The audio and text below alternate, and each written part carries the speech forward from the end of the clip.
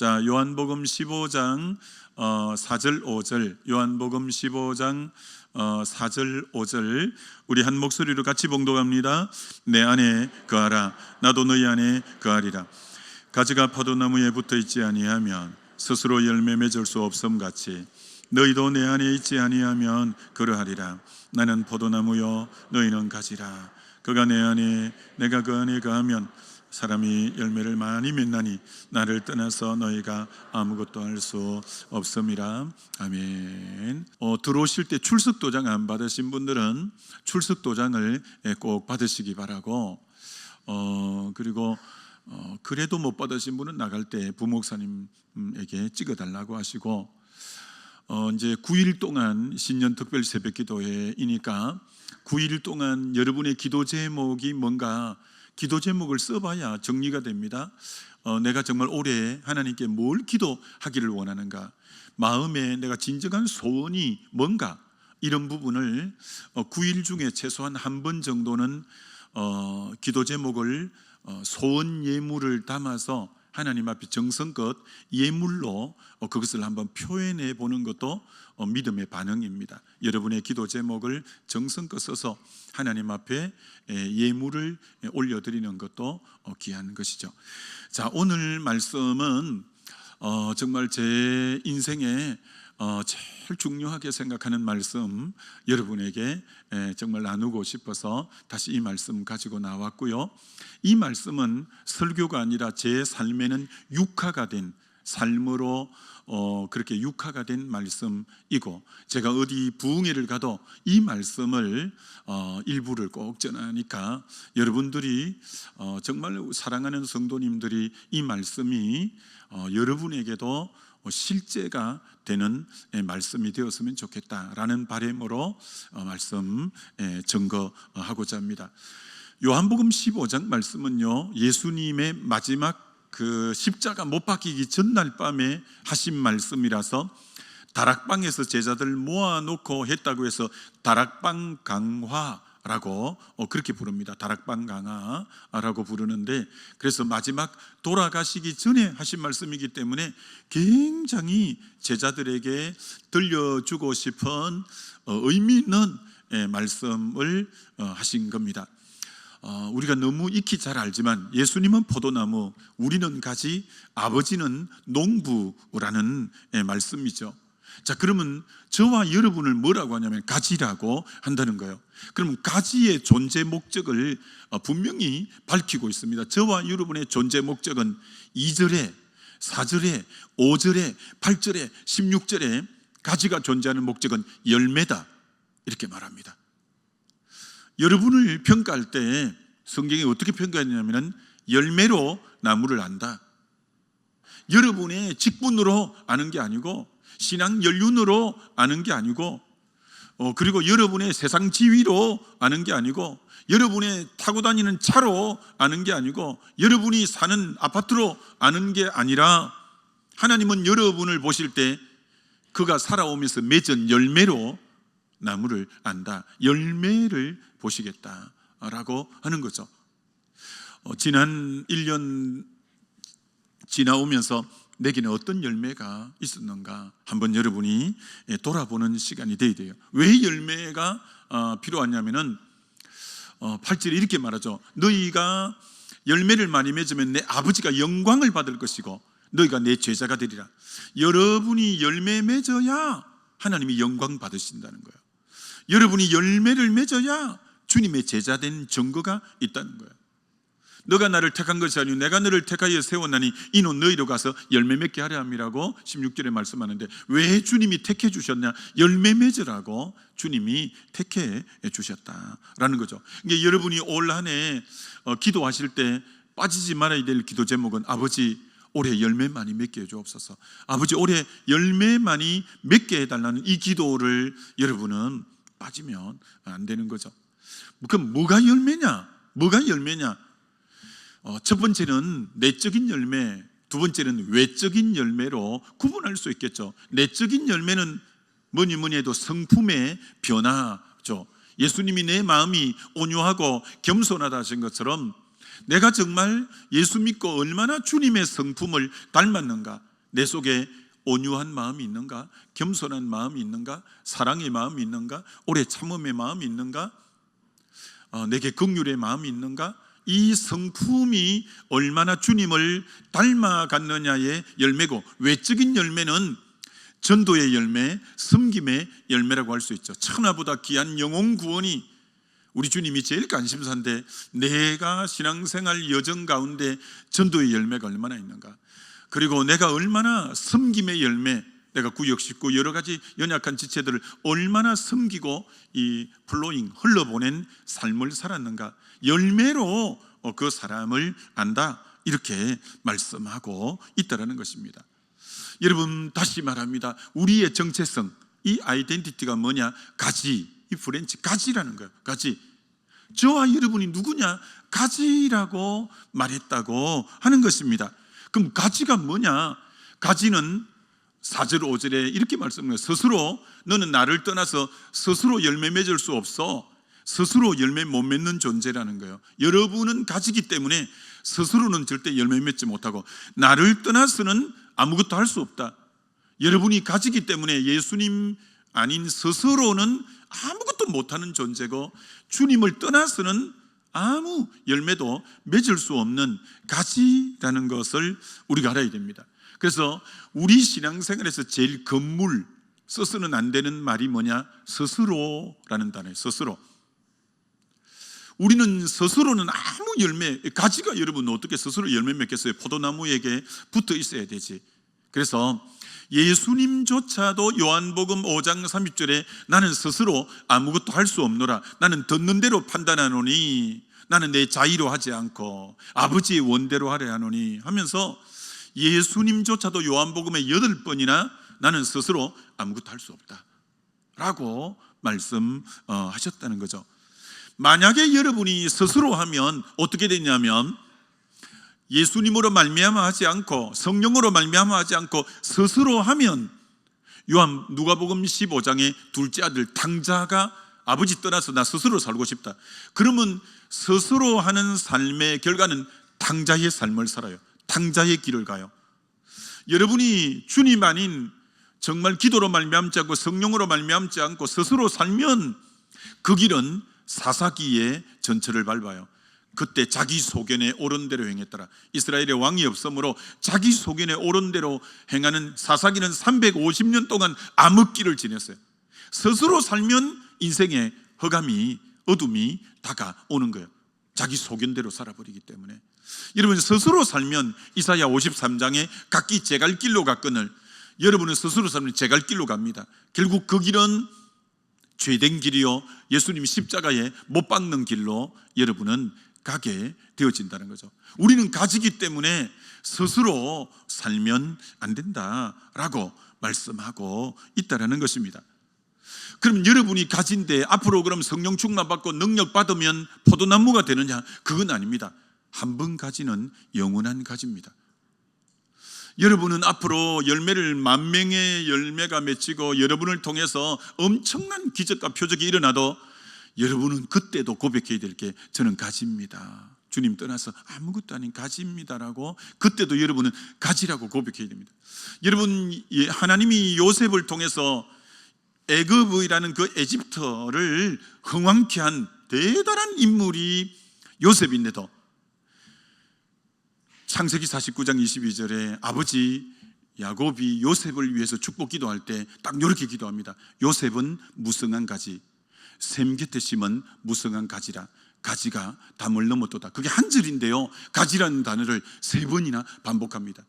요셉은 무성한 가지. 요셉은 종살이 할 때도 무성했고, 감옥살이를 무성했고, 총리할 때도 무성했는데 왜 무성했냐? 샘 곁에 심은 무성한 가지라. 샘인 하나님 곁에 늘 있었기 때문에 무성한 가지라. 그 가지가 너무 무성해갖고 담 너머까지 넘어갔다는, 담장 너머까지 갔다는 거예요. 아무리 요셉이 무성해도 하나님이 딱 정확한, 그래도 너는 가지야, 그래도 너는 가지라는 단어를 딱 빠뜨리지 않는 거예요. 여러분을 통해서 엄청난 역사가 일어나도 여러분은 가지라는 이 부분을 지속적으로 고백함이 필요하다는 거죠.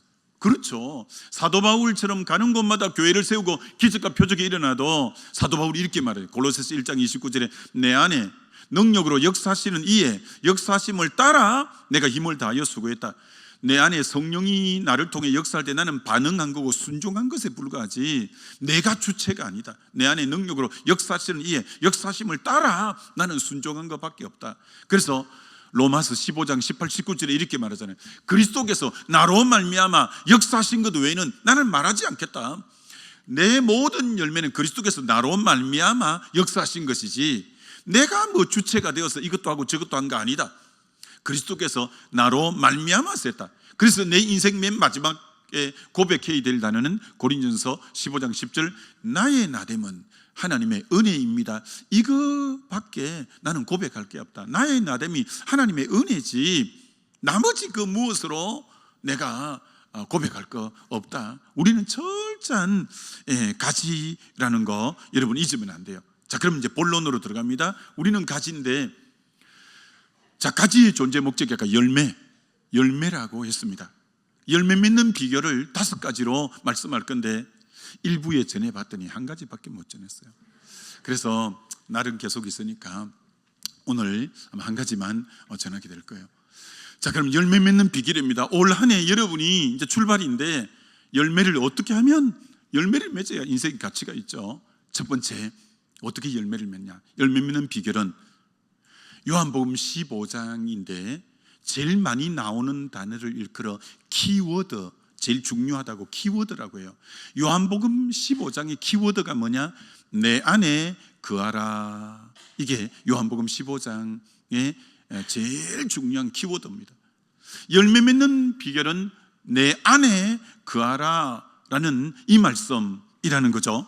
그러니 여러분이 안다고 여러분이 예사로 넘어가면 안 됩니다. 이게 여러분에게 육화가 됐는가, 삶의 실제가 됐는가, 이게 중요하다는 거예요. 자, 그러니까 이겁니다.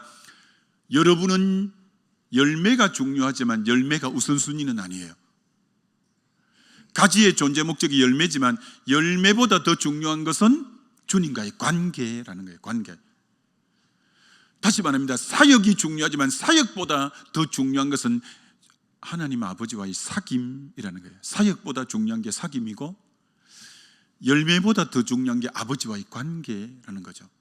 그래서 제 손을 보면 이것이 포도나무라고 한다면 옆에 이렇게 가지가 붙어 있다면 가지를 단면으로 떼와서 봅시다.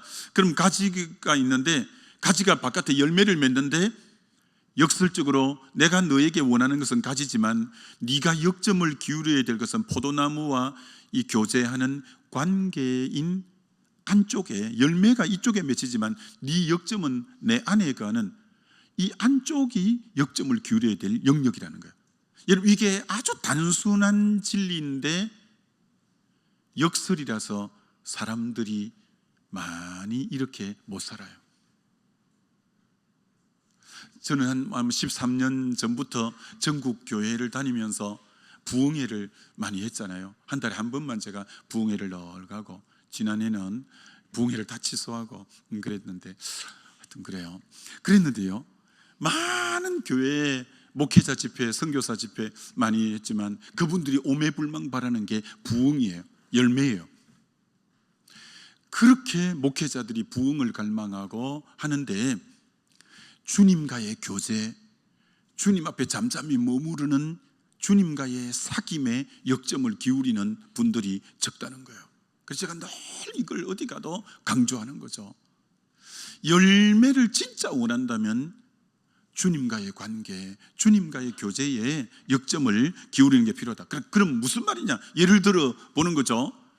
누가복음 10장 예수님이 베다니촌에 가셨을 때 마리아 마르다 집에서 예수님을 영접하는데 마리아는 주님의 발 앞에서 말씀을 청종하고 마르다는 식당에 주방에 가서 음식을 준비하는데 예수님은 마리아가 좋은 편을 택하였으니 빼앗기지 아니하리라. 그럼 음식 준비하지 말아야 된다는 말이 아닙니다. 여기서는 우선순위를 나타내는 거예요. 먼저 내가 너희 집에 들어왔다면 너희들이 우선적으로 해야 될 것은 나를 섬기는 여러 가지보다도 내 말에 귀를 기울이고 내 앞에 먼저 나와의 관계 맺는데 우선순위를 두어야 돼. 너는 좋은 편을 택하였으니 빼앗기지 아니하리라. 여러분이 아무리 열매가 급하고 섬김이 귀해도 그보다 더 중요한 것은 아버지 앞에 잠잠히 머무르는 사귐, 이 교제라는 것을 역점을 여러분이 두어야 되죠. 다시 무슨 말씀이냐면은 마가복음 3장 14절에 예수님이 자기가 원하는 제자들 12명을 부르고 맨 먼저 하신 것은 자기와 함께 있게 하시고, 두 번째 귀신도 쫓아내고 병든 자도 고치고 전도도 하게 하시니라. 사역은 항상 두 번째도, 첫 번째가 자기와 함께 있는 나하고 먼저 친밀하자, 사귐이 우선이요. 그 다음 귀신도 쫓아내라, 그 다음 전도도 해라, 그 다음 사역해라는 거예요. 언제나 먼저 교제라는 거죠. 사도행전은 3,000명이 돌아오고 5,000명이 돌아오고 허다한 기부인과 제사장이 돌아오는 열매가 쫙 맺어지는 책이 사도행전인데, 사도행전 1장에 열흘 동안 마가다락방에서 저녁 기도에 힘쓰고, 2장에는 성령 받았는데 2장 42절 교제하고 떡을 떼고 기도에 전혀 힘쓰고, 3장에는 그렇게 역사가 많은데도 제9시 기도 시간에 베드로 요한이 기도하러 올라가다가 안전병이 또 기도하고, 제4장에 일심으로 소리 높여 가로되 천지의 대주제시여 저들의 위협함을 하감하옵시고 담대히 복음을 전하게 하시고 손을 내밀 때면 병든 자가 낫게 하시고 표적과 기적의 예수 이름을 일어나게 하옵소서. 빌기를 다음에 모인 곳이 진동하고 그들이 다 성령 충만했더라. 그렇게 또 4장에 기도하는 거예요. 근데 5장에 기도가 안 나와요. 6장에 5장에 기도가 안 나와요. 기도가 안 나오니까 아나니아 삽비라 사건으로 젊은 부부가 적사하는 교회 시험이 오는 거예요. 시험이 올 때 6장에서 진단을, 사도들이 진단을, 왜 교회 시험이 왔지? 기도와 말씀에 전무하지 못해서 그렇구나. 본질을 제쳐놓고 구제하는 사역에 열심히 했더니 교회에 이렇게 잡음이 일어나고 문제가 일어났구나. 우리가 다시 주님의 품을 파고드는 본질에 집중해야 되겠다고 깨달으니까 말씀이 점점 흥황하고 모이는 숫자가 더 많아지는 역사가 일어나고, 7장에 스데반이 죽으면서도 기도하고 아버지 저들의 영혼을 해달라고, 8장에 사도들이 사마리아에 가서 기도하니 성령이 임하고, 9장에 정말 이제 아나니아가 기도해 주니까 눈에 비늘이 벗겨지고, 10장에 고넬료 기도하니까 요빠 시몬을 청하고 성령이 임하고, 12장에 밤새도록 기도하니까 이제 제자 자고 있는 베드로를 옥에서 끄집어내, 13장에 주를 금식하며 기도하니까 성령이 가라사대 바울과 바나바를 따로 세우라고, 16장에 기도처가 어디 있는가 기도하니까 역사가 막 옥문이 열리고 일어나는 것처럼, 여러분 아무리 사역이 바빠도 내 안에 거하는, 먼저 주님 안에 주님과 교제하고 기도하는 이 부분이 올 한해 역점이 되어지시기를 주의 이름으로 축원합니다. 내 안에 거하는 이게 열매를 맺는 비결이에요. 엘리야를 통해서 너무나 갈멜 산상에 아방의 우상이 창궐한 그 시대에 바알 선자, 아세라 선자 850대 1의 영적 대결을 하는데, 하나님이 그를 드러내기 전에, 하나님은 사람을 드러내 쓰시기 전에 먼저 그를 숨기는 작업부터 하시는 분이 하나님이에요. 엘리야야 너 그리 시내가에 가서 숨어라. 숨어서 아무도 사람이 없어서 까마귀만 떡과 고기를 물어다 주고 아버지와의 독대하면서 기도하는 시간, 아버지와 친밀한 교제하는 시간, 그 다음 사라밧 가부덱으로 가라. 거기서 또 아버지 앞에 은밀하게 기도하는 시간. 충분히 아버지 앞에 뿌리를 내렸다 생각될 때 만인이 보는 앞에 산에 다 높이 드러내는 거예요. 그를 통해 불이, 기도하니까 불이 내리고, 기도하니까 3년 반 동안 비가 안 왔는데 비가 내리고, 나라 전체를 변화시키는 영웅으로 쓰기 전에 하나님 먼저 주님 안에 숨는 작업, 먼저 뿌리 내리는 작업, 주님 안에 거하는 작업.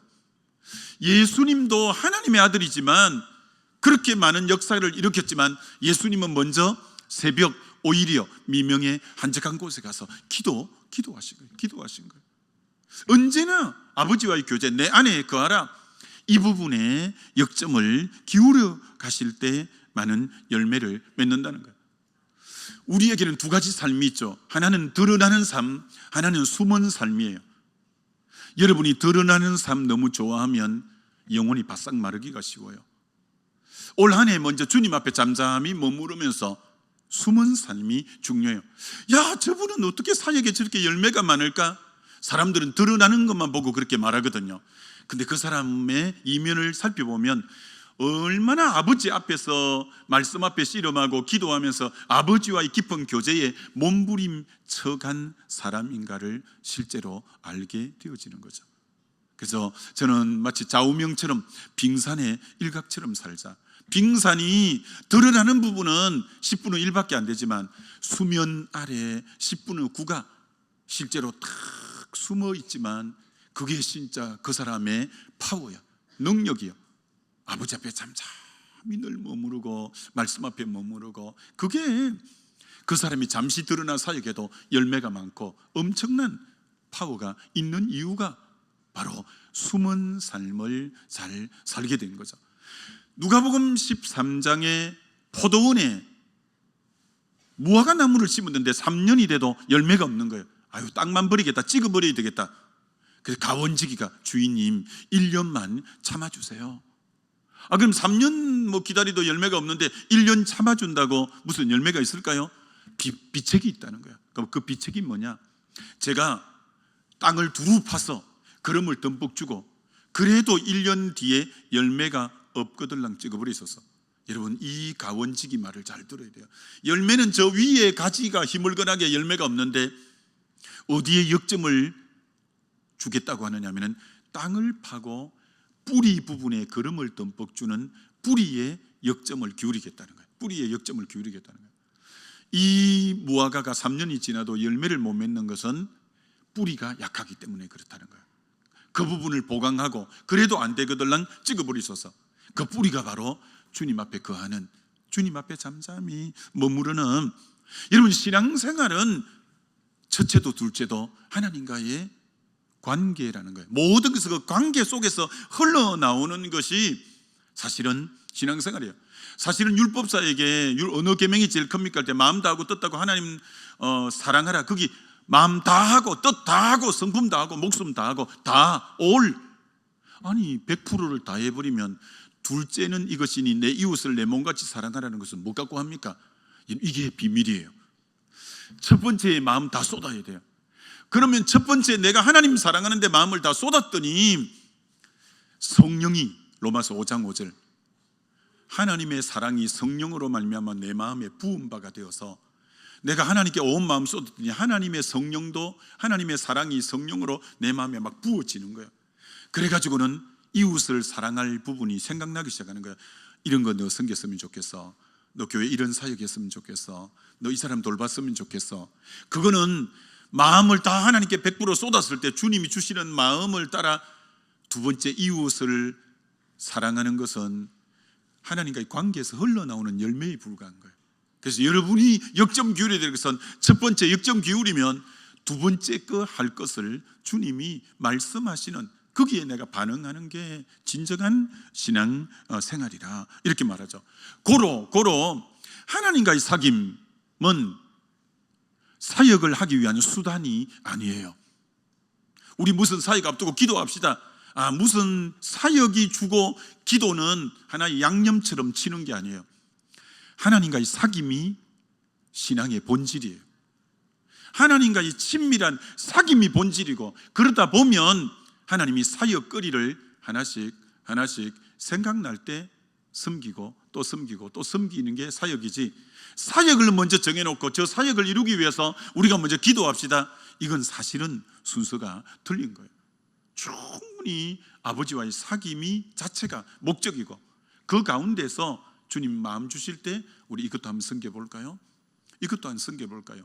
그래서 사실 연초가 되고 하면 미리 내년도 계획을 짜지만 이건 사실은 위험스러운 거예요. 무계획적으로 하라는 말은 아니에요. 그러나 우리는 충분히 기도가 있고 그때 성령이 주시는 마음을 따라서 이런 계획도 세워보고 또 저런 계획도 세워보고, 그러면서 성령을 쫓아 행하라 라고 하는, 성령과 함께 동력하는, 이것이 진정한 주의 일이다라는 것이죠. 그러니까 올해 여러분은 결단하셔야 돼요. 어떤 결단을 하셔야 되냐면, 올 한 해 기도보다 성령보다 난 앞서지 않겠다. 기도보다 성령보다 앞서지 않겠다. 난 정말 하나님과 사귐에 올 한 해 역점을 기울이겠다. 예수님처럼 그렇게 바쁘신 분도 새벽 오히려 미명에 한적한 곳에 가셨는데 정말 종교개혁자 마틴 루터는 오늘 너무 사역이 많고 바쁘다, 그래서 나 하루에 2시간씩 기도하겠다고 말씀했던 것처럼 요한 웨슬레, 영국을 뒤집어 엎은 하나님의 사람 웨슬레는 하루에 꼭 2-3시간 기도가 그의 가장 귀한 사역이었다라고 말한 것처럼 우리는 주님과의 교제, 주님 안에 거하는 이 부분이 우리의 역점이 되어야 되는 거예요. 그럼 짧게 하나 더, 이렇게 하면, 주님 안에 거하면 주님으로부터, 내가 주님의 품을 파고들었더니 포도나무로부터 가지에게 진액이 흘러 들어오는 단계가 있어요. 여러분, 청진기를 가지고 나무에 대면 나무에 물이 쪼르륵 쪼르륵 올라가고 내려가는 소리가 들린다고 해요. 여러분이 주님 안에 가면 주님이 내게 주시는 생명의 흐름이, 생명의 성령의 법의 흐름이 있어요. 아버지께서 이 마음을 내게 흘러 보내주시는구나, 이 음성을 내게 들려주시는구나. 그러니까 주님 안에 거하라는 것은 막연하게 기도만 하라는 게 아니라 그 아버지의 마음이 내게로 흘러 들어오게 되는 거죠. 다윗의 주토기가 아버지께 묻자와 여호와께 묻자와 가로되, 언제나 먼저 물으면 아버지께서 또 다윗에게 말씀하시고 또 물으면 말씀하시고, 이런 것처럼. 그래서 제가 옛날 이 설교할 때 이런 예화를 들었잖아요. 미국 시카고 외곽에 가면 해몬드 침례교회라고 교회 학교가 3만 명 모이는, 책을 통해서 보았는데 요새는 뭐 정확하게 모르겠어요. 어떻게 3만 명이 교회 학교가 미국 전역에서 제일 교회 학교가 많이 모이는 교회였다는 거죠. 근데 그 교회가 그렇게 교회 학교가 부흥하게 된 것은 유치부 교사 제니를 통해서 그렇게 부흥했다는 거죠. 제니는 병적인 비만을 가진 이 자매인 거죠. 병적인 자살 기도를 3번이나 했던 자매예요. 근데 내비게이터 선교회에 어떤 자매를 만나서 복음을 전해 듣고 6개월 동안 내비게이터 사무실에 나가서 성경 공부, 제자 훈련을 하는데 6개월째 성령이 제자 훈련하는 가운데 임하게 된 거예요. 가슴에 불이 붙은 거예요. 그 전까지는 교회를 안 가고 내비게이터 사무실에 가서 제자 훈련만 하던 그가 불이 붙으니까 교회 가고 싶다고 리더에게 말했더니 리더가 소개해 준 교회가 해몬드 침례교회였던 거죠. 교회 다니는 것은 6개월밖에 안 됐지만 너무 성령에 불이 붙으니까 섬기고 싶은 거예요. 근데 뭐 교회 처음 갔는데 뭐 어디를 섬겨야 될지 어떻게 알겠어요. 게시판에 유치부 교사 모집이라고 써놓고 앞정으로 눌려놓은 걸 본 거예요. 그래서 사무실을 녹화하고 들어간 거죠. 저 유치부 교사 하면 안 돼요? 안 그래도 교사가 없어서 전전긍긍했는데 자원하는 사람이 유치부 교사 하고 싶다는 거예요. 웰컴, 환영합니다. 그래서 유치부 교사를 맡겨준 거예요. 그래서 이 4살짜리를 3명인가 맡았대요. 근데 막상 맡으니까 겁이 들렁 나는 거예요. 얘들 뭐라고 가르치지? 1부 예배 때는 같이 앉아주는 건 쉬운데 2부 때 공과 공부할 때 얘들에게 뭘 가르치지? 겁이 들렁 나서 이 제니가 일주일 내내 예배당에 나와서 하나님께 이렇게 기도한 거예요. 하나님, 내가 이 애들에게 가르칠 때 얘들이 은혜 받게, 잘 알아듣게 어떻게 가르치면 되죠? 라고 첫 번째 물었고, 두 번째는 아이들이 집중력이 약하니까 이제 4살밖에 안 되는 애들이니까 애들 재밌게 가르칠 수 있게 지혜를 주옵소서. 딱 2가지만 구했다는 거예요. 애들이 은혜 받게 해주세요, 재밌게 가르치게 해주세요. 그러면 성령께서 놀랍게 기도 일주일 딱 하면 꼭 성령이 떠오르게 하는 생각에 이렇게 가르치면 애들이 은혜 받겠다는 생각이 딱 든다는 거예요. 그리고 이렇게 가르치면 애들이 아주 재밌게 들을 거라는 거예요. 그래서 그 다음 공과 시간에 가서 가르쳤는데 애들이요, 눈이 빨려 들어올 것처럼 고개를 연신하고 재밌다고 깔깔거리 웃고 이렇게 하는 거예요. 그 중에 한 가정 아이는 불신자 가정의 자녀예요. 그 부모님이 장거리 출타해야 된다고, 얘야 내일은 교회 못 간다, 엄마 아빠 멀리 가는데 같이 가야 돼. 얘가 은혜를 알아서 울기 시작하는 거야. 안 된다, 내일 교회 가야 됩니다. 애가 뭐 워낙 강하게 우니까 그 부모님이 알았다 그럼 유치부 예배 드리고 장거리 가는 계획을 약간 수정했어요. 근데 불신 부모가 유치부 예배 드리러 왔는데 이 제니 선생님이 가르치는데 은혜를 받고 예수를 영접하게 되고, 그래서 그 제니 반이 몸도 거대 비만인 분인데 기하급수적으로 교회가 부흥하기 시작. 그 반이 부흥하는 거예요. 이게 담임 목사님 눈에 딱 띄운 거예요. 그 제니 교사를 부른 거예요. 담임 목사님이, 제니 선생 어떻게 그렇게 부흥이 돼? 그렇게 자기 간증을 하는 거예요. 담임 목사님이 딱 알아차린 거예요. 그럼 나 부탁이 하나 있네. 내가 전 교사들을 토요일 날 모이라고 할 테니까 그 자네가 받은 은혜에 간증을 좀 해주고, 지금까지 가르쳤던 거 이렇게 좀 그 스크랩으로 만들어서 좀 이렇게 나누어 주면 좋겠네. 할 수 있습니다. 그래가지고 전 교사를 모아놓고 그동안 하나님이 2개씩 가르쳐준 거 그거 해서 나누어 주고 간증을 했더니 모든 교사가 성령의 은혜를 같이 받은 거예요. 그때부터 교사들도 일주일 내내 기도하기 시작하고 주의 음성에 귀를 기울이고, 그리고 그거 따라 섬기기 시작하고, 그랬더니 그 교회가, 교회 학교가 3만 명을 넘어서는 엄청난 기적이 일어난 것처럼 올 한 해 마찬가지예요. 우리 구역장들, 우리 교사들, 전도회 회장들, 여러분이 어떤 사역 이전에 뜨겁게 기도하셔야 돼요. 그리고 성령의 세미한 음성을 들어야 돼요. 여러분 청교도들, 이 프리턴 청교도들은 여러분 그들의 영성이 어느 정도인지 아세요? 이렇게 적어놨습니다. 기도하다가 받아 적을 게 없으면 영적 적신호가 들어온 것이다. 다시, 기도하다가 주의 음성이 들리면 받아 적는 거예요. 또 기도하다가 음성이 들리면 받아 적는 거예요. 근데 만약에 기도하다가 받아 적을 게 없으면 영적 적신호가 들어온, 영적으로 좀 위험한 상태다. 그럴 정도로 기도하고 당연히 음성 듣는다고 생각한 거예요. 보혜사 성령이 하시는 일이 생각나게 하는 일이에요. 주의 음성은 여러분의 생각에 떠오르게 하고, 이렇게 말씀이 생각나게 하고, 어떤 부분을 기억하게 하고, 이런 영이에요. 아무쪼록 앤드루 머레이 목사님이 이랬잖아요. 태양빛은 내가 원하지 않아도 내게 비치지만 성령은 원하는 자에게만 그에게 음성을 들려주고 사모하는 자에게만 그에게 주의 빛을 비추신다 라고 한 것처럼, 우리가 정말 그런 거죠. 헨리 나우엔 책에도 이렇게 써놨죠. 영성이란 성령의 리듬에 맞추어 춤추는 거다. 우리가 정말 기도하면 성령이 주시는 그 음성에 반응하고 같이 춤추는 게 그게 진정한 영성이라고 한 것처럼, 기도하면 주님 말씀 주셔요. 그 말씀 따라 반응하고, 반응할 때 올 한 해 열매가 엄청나게 맺어지게 될 거예요. 할 말은 많으나 이만 줄이고, 이제 2번째 열매부터는 또 내일 약간 본문을 다르게 해서 하겠습니다. 올 한 해 주님과의 이 친밀한 교제 잊지 말고 그 음성 따라 반응해가는 저와 여러분 되시기를 주의 이름으로 축원합니다.